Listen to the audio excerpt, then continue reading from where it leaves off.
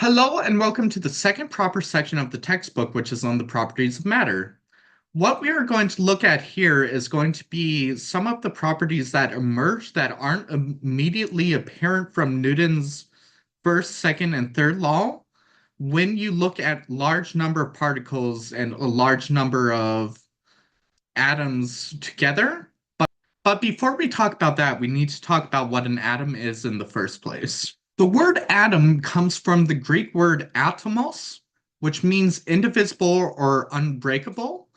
And it comes from the Greek ideal that we can break a rock into pebbles and the pebbles into fine gravel. The gravel can then be broken into fine sand, which can be pulverized into a powder. But to the 5th century Greeks, I think it means the 5th century BCE Greeks, there was the smallest bit of a rock, an atom, that could not be divided any further. Unfortunately for science, Aristotle did not agree with this ideal and thought that each material was made up of four elements in different proportions: earth, fire, air, and water, instead of each material being its own thing, which could be divided and divided until you got to the smallest possible version of the material. And it wasn't until the 18th century, really, that we were able to get off Aristotle's yoke and begin exploring this ideal again. The modern atom is made up of charged particles called electrons, as well as oppositely charged protons and neutrally charged neutrons. A particle is a very small point or cluster of material, and a charged particle is subject to electromagnetic forces, which hold electrons around protons in the same way that gravity holds planets around the sun. Actually, what I have here is a little misleading, but one of the earlier models for the atom was the plum pudding model, where electrons or negatively charged particles were evenly distributed throughout a positively charged background, like plums in a pudding, therefore, plum pudding model. It wasn't until Ernest Rutherford found that the charges were highly localized in the material that we moved on from this model and started moving into a nucleus and electron cloud model. This is a brief overview of the different atomic models over time, from atomism in the 5th century BCE to the plum pudding model to the nuclear model, which stated that instead of being evenly distributed throughout a positively charged background, there was actually a positively charged nucleus in the middle of a cloud of orbiting electrons or orbiting negatively charged particles. So, what is interesting about the nuclear model is that the electromagnetic force acts like gravity in that it causes two masses or two charges to approach one another and orbit around each other if they have unlike charges. So if one is negative and one is called positive, then they will orbit around each other. But both are positive or both are negative, then they will repel each other. However, the nuclear model states that all the charges in the center or the nucleus of the atom would be positive, which would seem to indicate that they were being pushed apart rather than pulled together. And in order to explain this, we have to talk about neutrons, which are a neutrally charged particle, which don't have any type of charge, and the strong and weak nuclear forces. Half of the charge in an ideal atom is held in the nucleus, a very small, very dense area where protons and neutrons are held together by the strong and weak nuclear forces, which together with electromagnetic forces and gravity make up the four known types of forces.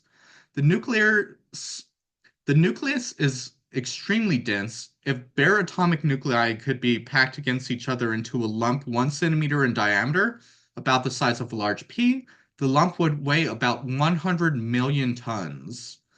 Additionally, the nucleus is very small compared to the size of the atom. So if the nucleus were about the size of a blueberry, the entire atom would be about the size of a football stadium. Electrons are the much less massive counterparts of protons and neutrons, about 1/1000th of this mass of a proton or a neutron, which have very similar masses to each other, and orbit the nucleus in the same way the much less massive planets orbit the sun. Electrons are also a lot easier to move than the nuclear particles, the protons and the neutrons, and are what carry charge and information in our cell phones and computers. In an atom just in its natural state with no forces applied to it to cause the electrons to move, electrons orbit in quantized, which means there are only certain allowed orbitals. And once an orbital is filled, the electron must inhabit a different orbital with an average position which is farther away from the nucleus. How do these atoms come together? The number of protons in a nucleus will generally dictate the number of electrons which orbit the atom. The more electrons orbit, the less other electrons will fill the pool of electromagnetic force, leading to there generally being the same number of electrons as protons.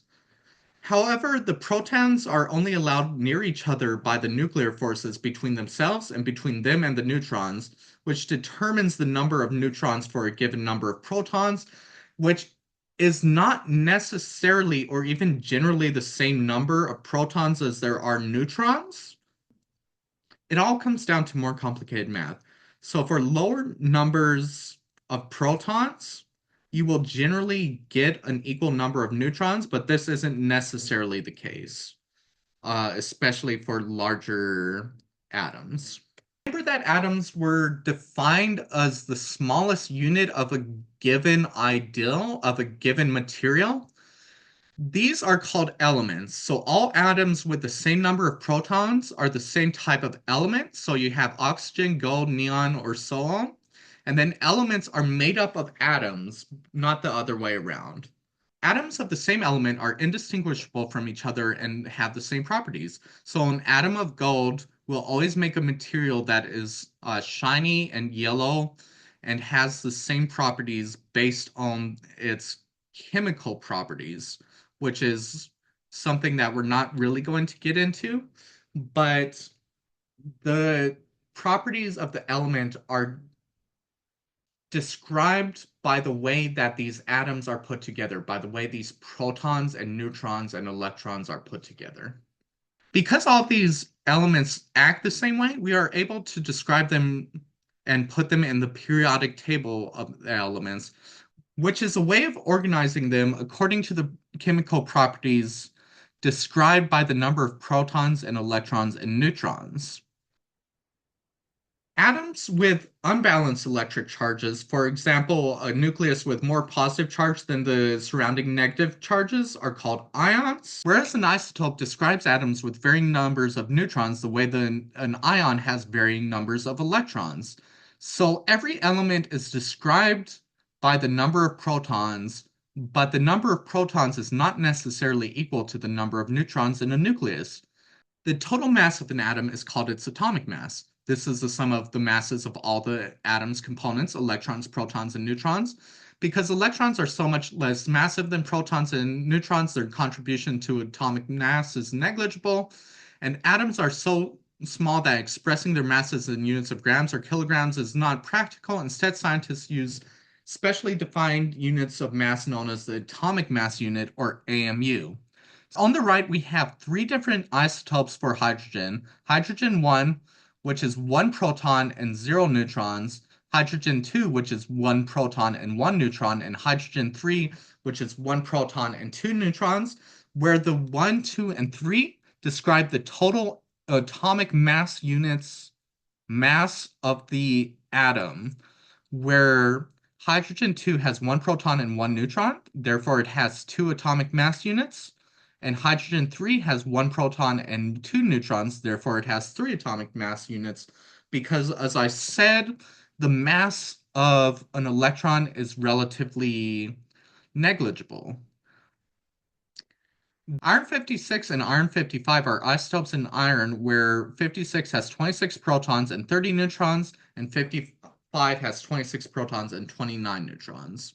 This describes all of the pure elements, but when atoms of different elements bond to one another, they make a compound, where the compound does not necessarily have the same properties of the atoms that make it up. Sodium is a poisonous yellow solid, and chlorine is a poisonous yellow-green gas, Yet the compound of these two elements is the relatively harmless white crystal sodium chloride that is called table salt and that you sprinkle on your potatoes. Consider also that at ordinary temperatures, the elements of hydrogen and oxygen are both gases, but when combined, they form the compound water, H2O, which is a liquid.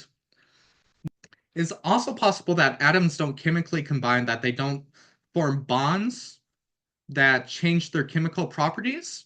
And if this is true, then instead of being called a compound, it is called a mixture. A molecule is the smallest particle of a substance that consists of two or more atoms that bond together by sharing electrons. Say such atoms are covalently bonded, though there are other types of chemical bonds other than covalent bonds. For general purposes, we say that covalent bonds are the sharing of electrons between two or more atoms, which create different substances with different chemical properties based on the molecular structure of the material rather than just the atomic structure. Finally, we are going to get to exotic types of matter and energy. First, with antimatter, where matter is composed of atoms and positively charged nuclei and negatively charged electrons. Antimatter is composed of atoms with negative nuclei and positive electrons, or positrons. Gravitational force does not distinguish between matter and antimatter. Each attracts the other. Also, there's no way to indicate whether or not something is made of matter or antimatter by the light it emits. Only through the much subtler, hard to measure nuclear effects could we determine whether a distant galaxy is made up of matter or antimatter. But if an anti-star were to meet a star, it would be a different story. They would mutually annihilate each other, with most of the matter converting to radiant energy. This process, more so than any known, results in the maximum energy output per gram of substance.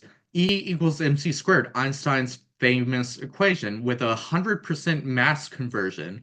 Nuclear fission and fusion, by contrast, convert less than 1% of the matter evolved into energy. Finally, we talk about dark matter. Matter we can't see that tugs on stars and galaxies that we can see. In the closing years of the 20th century, astrophysicists confirmed that some 23% of matter in the universe is composed of the unseen dark matter. Whatever dark matter is, most or all of it is likely to be exotic matter, very different from the elements that make up the periodic table and different by any extension of the present list of elements. Much of the rest of the universe is dark energy, which pushes outward on the expanding universe. Dark matter and dark energy together make up some 96% of the universe, and as of today, and as of this writing, the exact nature of dark matter and dark energy remains mysterious, so speculations abound and searches are underway. But I believe we have some idea of how antimatter comes to be and are able to create it in a lab. But dark matter and dark energy are so far unexplained and at the forefront of physics going forward.